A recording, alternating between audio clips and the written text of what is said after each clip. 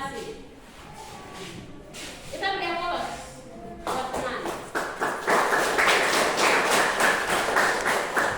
Masih semangat? Semangat atau tidak? Hari ini siapa yang tidak hadir? Semua hadir? Ya? Oh, ada yang tidak hadir. Jadi hari ini kita akan belajar tentang AI. Pernah dengar AI? Sebelum kita belajar, kita minta kalian semua berdiri. Kita akan ice breaking. Tepuk fokus. Tepuk semangat. Dua ya. Baru tepuk fokus. 1, 2, 3. Tepuk semangat.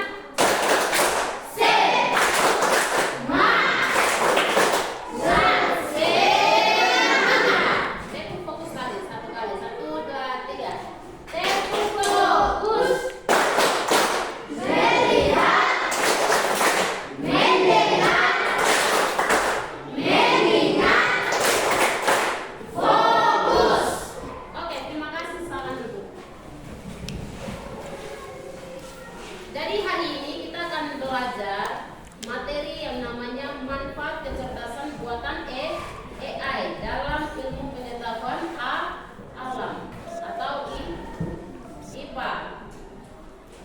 Jadi pernah dengar kata AI? Pernah toh?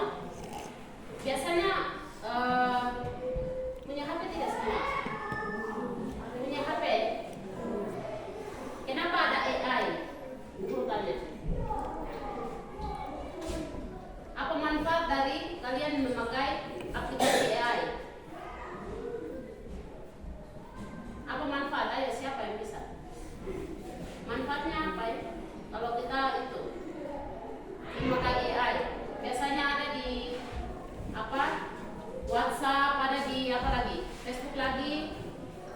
Apa manfaat ada di mana lagi? Biasanya kalian pakai di mana? Aplikasi apa? Di aplikasi apa? Ya? WhatsApp, ada lagi? Ya? Ya, Google. Apa lagi? Iya. Itu, terus ini di WhatsApp tuh ini seperti begini AI-nya. Jadi apa saja yang kita mau tanyakan, itu dia akan muncul semuanya. Tanya apa saja. Jadi apa pengertian dari AI ya? Kita belajar ya. Jadi kecerdasan buatan AI adalah kemampuan mesin atau komputer untuk meniru cara berpikir dan belajar manusia. Jadi AI dengan otak manusia itu sama. Tapi kadang manusia itu lebih pentingkan lebih bertanya kepada AI. Padahal jawaban yang ada di dalam AI itu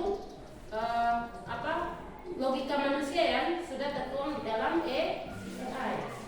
Berarti kita jangan gantikan ya, Ibu Guru mau sampaikan, jangan gantikan otak kita dengan AI.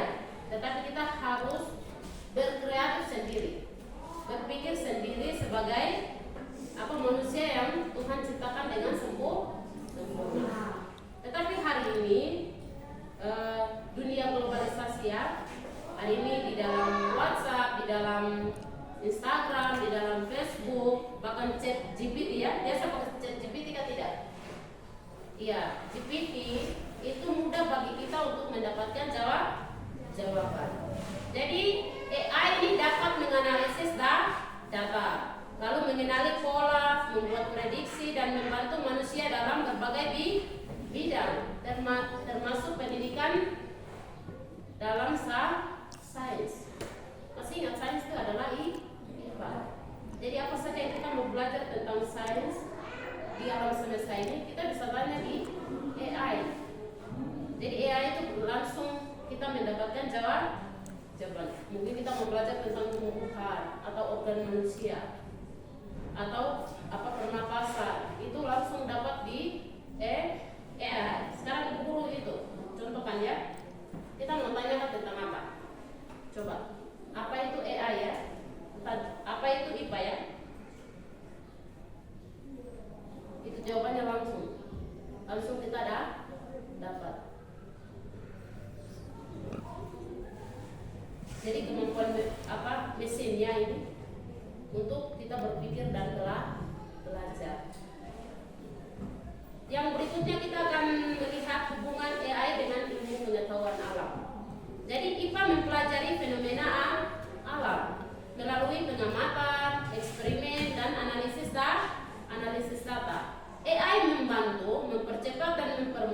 proses tersebut karena dapat mengolah data dalam jumlah besar secara cepat dan akurat. Tidak sampai 5 menit. Itu apa yang kita mau belajar tentang alam semesta ini langsung akan muncul di dalam aplikasi AI. Lalu apa manfaatnya AI dalam pembelajaran IPA? Manfaatnya apa sih? Apa yang kita mendapatkan di dalam AI ini? Yang pertama itu membantu penelitian dan eksperimen.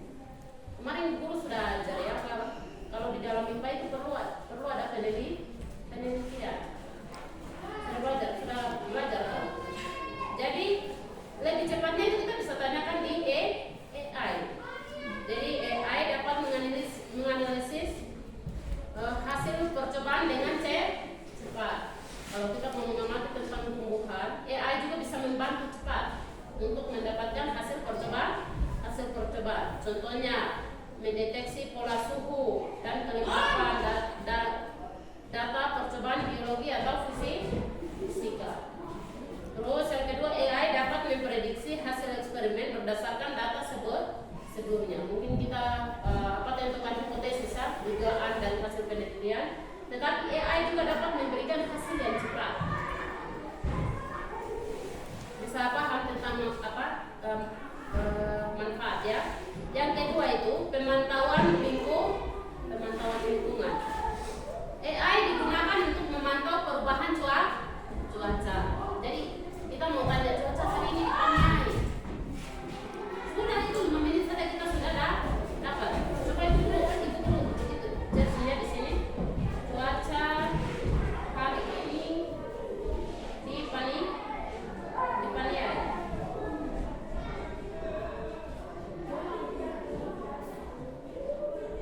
Nah ini cuaca hari ini di Paniai Indonesia diprediksi akan hujan dengan suhu sekitar 23 derajat Celcius. Jadi dan kelembapannya 80%. Lalu cuaca pagi ini juga berawan dengan potensi badai petir.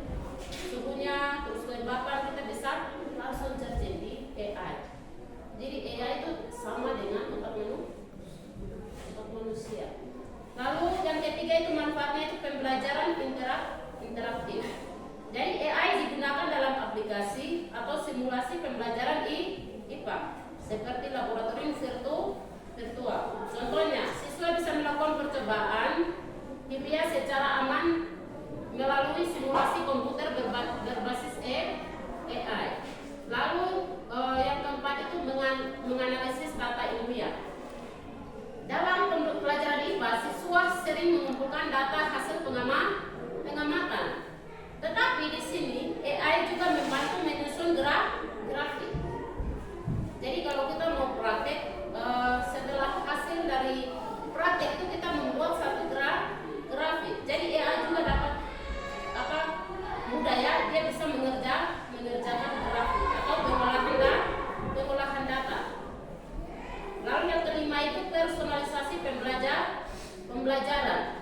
AI dapat mengenali kemampuan dan gaya belajar setiap siswa, lalu memberikan materi IPA yang sesuai.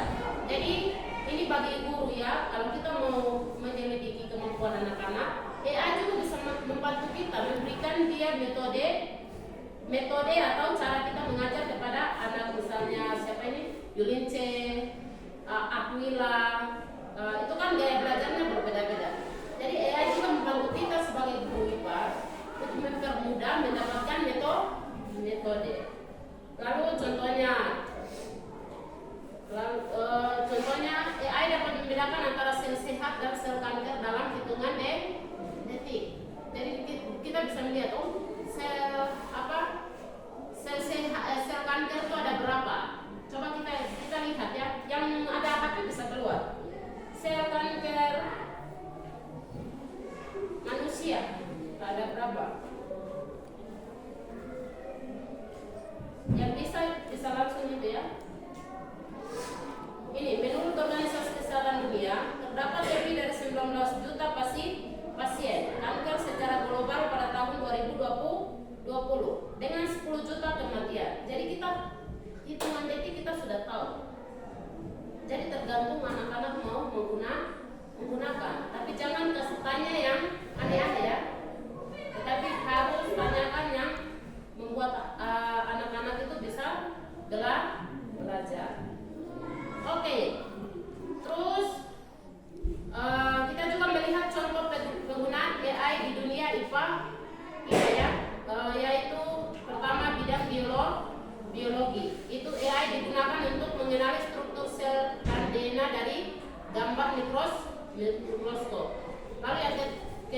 membantu dokter dan ilmuwan menemukan penyakit lebih cepat melalui analisis data medis. Jadi dokter juga terbantu ya.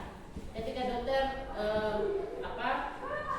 menyelidiki penyakit ya, dia bisa searching tanya di AI, GPT atau di manakah, itu dia bisa mendapatkan nama penyakit. Lalu AI juga memantau populasi hewan langka lewat citra satelit dan kamera. Contohnya AI dapat membedakan antara sel sehat dan sel kanker dalam hitungan detik. Lalu yang kedua, bidang kimia. AI mempercepat penemuan bahan kimia baru dan obat-obatan dengan memprediksi reaksi antar sel. Dapat mempelajari pola reaksi dari ribuan data eksperimen yang sudah dilakukan manusia. Contohnya AI digunakan untuk menemukan bahan baterai rumah, lingkungan, dan dengan efisien. Demikian juga di bidang fisika, itu AI membantu menganalisis data besar dari eksperimen partikel atau fisika kuantum. Dapat digunakan untuk memprediksi perilaku energi, gerak, dan gaya dalam satuan kompleks. Lalu ada bidang ilmu lingkungan juga. Lingkungan itu seperti ekologi. Jadi AI memantau perubahan iklim, suhu bumi, dan polusi udara. Yang penting anak-anak tanyakan ke AI. Tergantung anak-anak mau belajar konteks apa. Itu kalau langsung tanyakan di AI, itu kalian bisa mendapatkan hasilnya, jawabannya ya. Lalu berikutnya, tadi kita sudah belajar manfaatnya. Sekarang yang berikutnya itu dampaknya apa? Dampak positif AI di bidang IPA. Jadi AI juga itu ada dampak positif dengan dampak negatif. Dampak positifnya apa? Kita akan lihat. Yang pertama, itu mempercepat penelitian ilmiah. AI dapat menganalisis data hasil eksperimen dengan sangat cepat dan akurat. Contoh, AI digunakan untuk mempelajari struktur DNA dan menemukan obat baru. Terus yang kedua, dampak positif yang kedua, memantau lingkungan secara real time. AI membantu mengamati perubahan cuaca, suhu bumi, dan polusi udara. Contoh, AI pada satelit mendeteksi kebakaran hutan lebih cepat. Lalu yang ketiga, menemukan bahan atau zat baru. AI bisa memprediksi reaksi kimia dan membantu ilmuwan. Contoh, AI membantu menemukan bahan baterai baru yang lebih aman. Lalu yang keempat itu menemukan objek luar angkasa baru. Jadi luar angkasa ya, seperti AI menganalisis data teleskop untuk menemukan planet atau bintang baru. Jadi AI bisa itu. Kalau kita mau lihat bintang baru atau planet baru di luar angkasa, itu pun AI bisa membantu kita untuk mendapatkan jawaban. Kalau yang kelima, membantu pembelajaran IPA di sekolah. AI membuat simulasi laboratorium virtual dan pembelajaran interaktif. Contoh, siswa melakukan percobaan kimia lewat aplikasi AI tanpa bahan berbahaya. Jadi kita bisa menggunakan AI untuk mempermudah kita di dalam pembelajaran kimia atau membuat simulasi laboratorium. Itu dampak positif AI. Yang berikutnya kita lihat ada dampak negatifnya. Dampak negatif dari AI itu apa? Coba kita lihat. Nomor 1, ketergantungan pada teknologi. Tadi guru sudah sampaikan, jangan kita tergantung pada teknologi.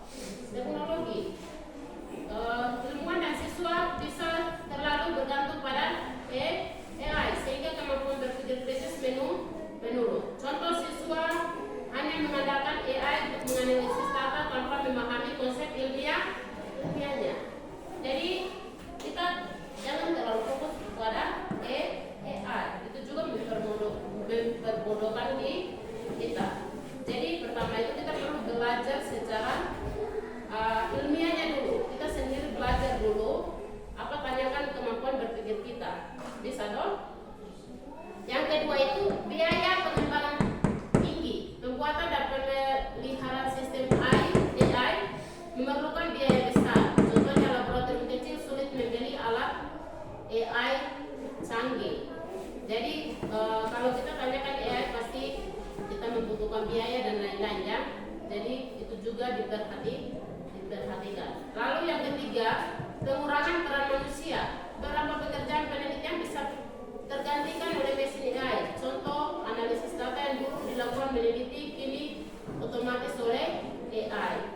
Jadi kita jangan gantikan dengan diri kita ya, yang Tuhan ciptakan itu dengan AI ya. Tetapi kita harus fokus mengasah kemampuan kita, kreativitas kita pada otak kita.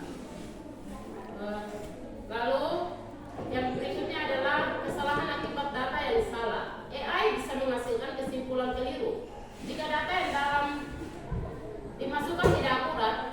Contoh, AI salah memprediksi cuaca karena data satelit tidak lengkap. Jadi AI juga bisa memberikan kita jawaban yang salah. Maka kita harus kembali belajar secara otak kita ya. Lalu yang kelima, masalah etika dan privasi data. Data hasil penelitian bisa disalahgunakan atau bocor jika tidak dijaga. Contoh, data lingkungan atau kesehatan disalahgunakan oleh pihak tertentu. Jadi jangan sampai salah gunakan data. Maka kita juga perlu mengembangkan kreativitas otak kita. Mungkin itu saja yang Guru bisa sampaikan tentang manfaat penggunaan AI. Ada pertanyaan? Ada pertanyaan atau tidak? Pertanyaan atau tidak? Sekarang Guru mau tanya. Yang sangat penting itu AI atau otak manusia? Ya, otak manusia. Penting untuk kita bertanya kepada AI, tetapi kita juga perlu belajar sendiri ya, mengasah kemampuan kita, karena tidak bisa memberikan AI juga jawaban yang tepat ya, dan kita perlu mengasah kemampuan kita supaya kita juga menjadi anak-anak yang cerdas. Itu saja, dan Guru sampaikan pesan kalau menggunakan HP jangan memakai hal-hal yang tidak bagus, karena AI pasti akan memberikan hal-hal negatif juga jawabannya. Jadi harus bertanya yang tentang cuaca kah, tentang mata pelajaran kah, tentang masak-masakan kah, atau apakah itu boleh. Tetapi Guru minta supaya jangan bertanya yang aneh-aneh. Oke, itu saja mungkin pertemuan kita. Kita akan menutup kelas dengan berdoa. Sebelum kita berdoa, silakan berdiri.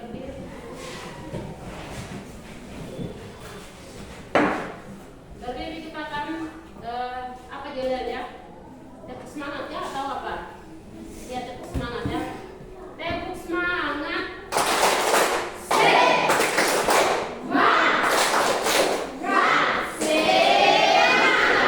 Oke, silakan duduk. Tadi perempuan yang pimpin berarti pertama kali itu adalah laki-laki Kristen, kita doa.